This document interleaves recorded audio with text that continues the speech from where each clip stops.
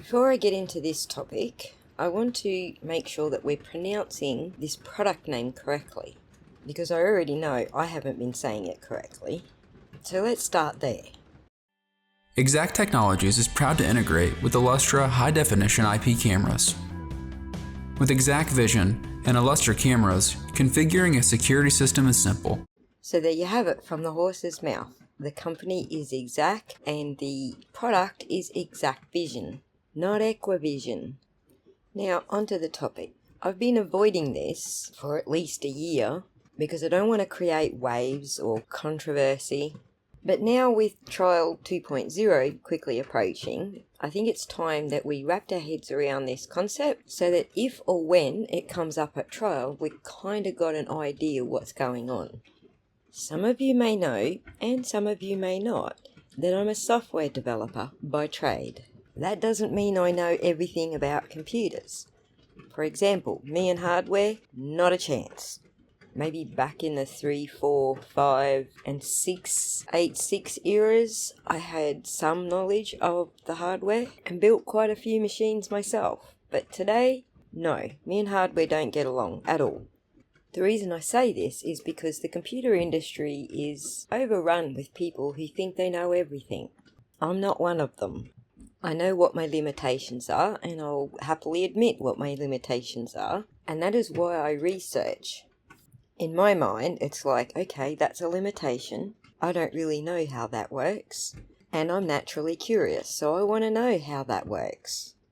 So in the early days, trial 1.0, I didn't really know much about surveillance cameras, particularly those used by large corporations in large buildings like the police have. But what I do have is a technical background going back 35 years, backed by a university degree that gives me a solid understanding of what a .exe file is, or a .exe file. As you can imagine, being a software developer, I've written quite a few .exe files in my time, and I can tell you unequivocally what it's not. It is not the video file that exacqVision produces. It's just a standard app. .exe runs on a Windows machine and .dmg runs on an Apple machine. They might run the same app and then pull into that app the same files, but .exe is standard for Windows and .dmg is standard for Apple devices. I'm trying to use the word standard a lot here so you understand that there are standards. Standards are like a common language. They can make sure video recorded by one device can be read, stored, or played back on many different devices. We develop standards so that software engineers like myself around the world can build compatible tools, for example, that run on Windows machines and Apple devices. In the context of videos, it's so that those videos can be stored and shared across multiple devices and platforms. It'd be no good if I recorded a video on my Samsung and then I sent it to you on an Apple and then you couldn't look at it because you don't have a Samsung. And so that's why we develop standards for pretty much everything, including hardware and even on the internet. Because if we didn't, it would just be like everybody speaking a different language and nobody understands each other. So hopefully that clarified what an exe file is. It stands for executable. It's a standard file format used by Windows to run programs, just as .dmg is a standard file format used by Apple devices to run programs. You might be familiar with setup.exe, very common for installing programs. Once installed, you might see WinWord.exe, for example.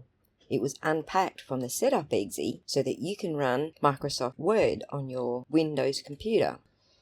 And I say all of this so that you can understand that a .ps file, which stands for packetized stream, is also a standard format, which is an MPEG-2 video container format used primarily for DVDs, broadcast systems, surveillance exports, various vendors. It's not tied to a specific vendor. It's part of the MPEG standards. It's not a proprietary file extension used exclusively by exacqVision. Just because a video is in PS format does not mean it came exclusively from exacqVision, or that it's original, or that it's untampered. A PS file can be edited, re-encoded, rewrapped, and still replayed in exacqVision if the manifest is reconstructed. I'm not going to blur your brains with what a manifest is. The point is, the .exe file exported from exacqVision is not the raw video itself. It's a self-contained player bundle, or a script if you prefer. Within the bundle is the proprietary exacqVision video player, one or more embedded video files, and a set of simple instructions like a manifest, telling the player which file to play in what sequence with what playback controls like a time bar or timestamps, etc. Think of it like this. The .exe shell launches the exacqVision mini player, which then opens the embedded video file, often a raw .ps or packet stream video. And then the manifest tells the player how to render the playback. So the video is inside the exe file, but it's not the exe itself.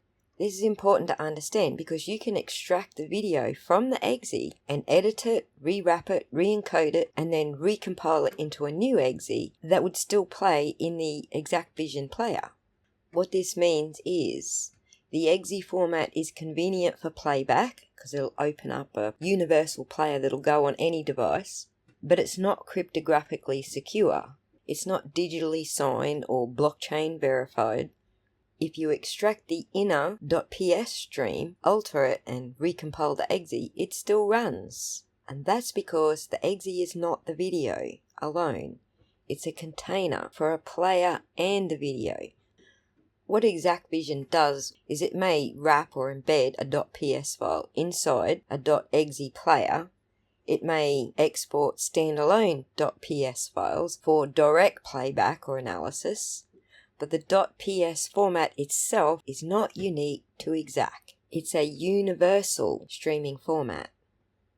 So, now that we've got that out the way, let's talk about proprietary camera software, because exacqVision is not proprietary camera software. It's in fact the exact opposite. It's a vendor-neutral video management system. That means it doesn't matter what your camera brand is, you can still use it to manage your videos. We'll come back to that, but let's talk about the proprietary camera software. We know these cameras that were set up in the Sallyport are Axis cameras. The proprietary software for Axis cameras is software called Axis Camera Station. It's just the same as if you have a Ring camera, then it records in its own proprietary software made by Ring.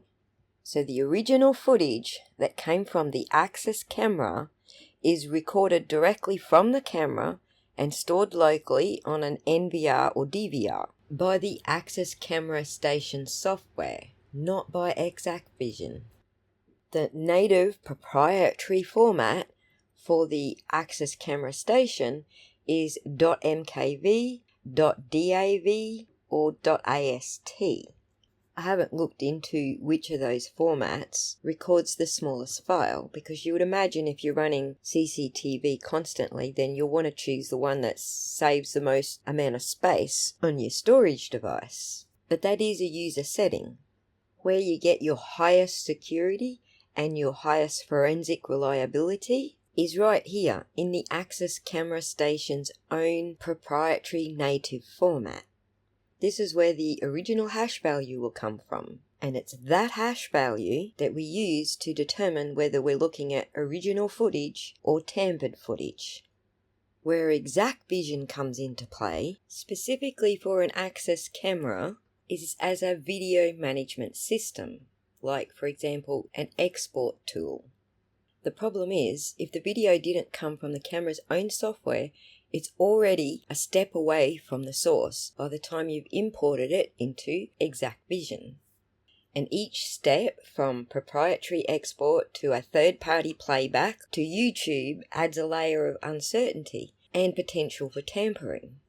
So if we were looking at Axis Camera Station's proprietary camera software, then the file formats would be .mkv, .dav, or .ast, not .exe or .ps. Those are standard export formats used across the board by multiple different vendors. So, while it's true that the .exe file exported from exacqVision software does contain a raw video, it is not necessarily the raw video that came directly from the camera software. exacqVision does have a hash value verification tool so that you can verify the hash value of the video it's imported matches the hash value of the camera software video, but in order to match them, you still need to have the original Axis camera station video with all of its own metadata recorded in its native file. Without that, exacqVision will still operate. It will still function normally, it will still package you an exe file, it will still perform the function of video management software. The only thing that can tell you whether the original file was tampered with is the hash value from the original file, saved by the Axis camera station software. Everything you do on your device gets a unique number, whether you're saving a file, making a phone call, writing a message. Everything gets a unique number. In the case of saving a new file that never existed before on your machine or your device, that new number is called a hash value. If you then open that file and do something to it and save it, you are creating a new hash value. The original file that you saved will have a different number to the file that you just hit save on. The only way it could retain the same number is if you don't change anything and you just close it again. But the fact that you opened it and closed it will be recorded in the metadata. The hash value that it's assigned when it's saved on your device is not the same thing as the metadata. The metadata is less reliable because, unlike the hash value, which is automatically done by your device, there's a multitude of metadata editing tools out there for any platform that you're on, whether it be Windows or Apple or Unix, Linux. There's no shortage of EXIF tools. But couldn't you somehow just paste that string back into the file to match it again? No, because hashes aren't stored in the file itself. They are calculated from the file, externally. Even if you were to embed the original SHA string inside the file, doing so changes the file, which in turn changes the resulting hash. So next time the external calculation looks at that file, it says no, that's not the same number, even though it visually looks like the same number. It's a paradox. The moment you write to the file to include the hash, the file is no longer identical to the one that produced the original hash. All you can do is verify a file matches a given hash, but you can't write that hash to the file without changing the file. You can't force a file to match a specific hash by inserting that hash, because the very act of doing it changes the file. And that is why digital forensics relies on the hash value. Even if you zip it up with Cellbrite, it still gets a hash value. And inside that zip file is a whole bunch of other files that also have their original hash values. The only way to verify them is to run an external algorithm that analyzes the hash value to make sure that every single thing in the value matches what's actually in the file. And in the case of end-to-end encryption, the only place that algorithm ever lives is on the other device that created the file. In our particular case, that is going to be the Axis camera station device running that specific software. The exact software that created the file to begin with. Okay, so now it's raining and I'm finding myself having to yell over the din of my roof. So hopefully you understand the ins and outs of the exacqVision software and why it is not representative of the original file that was recorded from the Axis camera. It will literally work on any camera system, no matter the make and model.